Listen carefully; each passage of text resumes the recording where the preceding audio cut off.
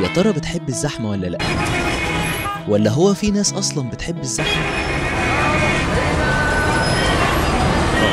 ساعات بنحب الزحمة وساعات طبعا ما بنحبهاش، بس ممكن لو بصينا وسط الزحمة هنلاقي حاجات كتيرة قوي بتدينا أمل وتفاؤل.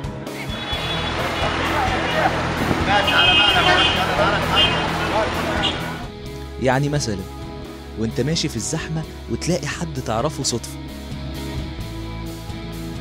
ولو بصيت وسط الزحمة هتلاقي ضحكة حلوة من طفلة صغيرة تنسيك انت عايش فين أساسا. وطبعا أحلى زحمة بعد ماتش المنتخب أو خبر حلو. افرح يا رب بلاش خاطر المنتخب. ولو بصيت وسط زحمة الكتب ممكن تلاقي كتاب كنت بتدور عليه من زمان قوي. ووسط زحمة الأفكار ممكن تلاقي فكرة بتنور. عرفت إن ساعات إن إحنا ممكن نحب الزحمة؟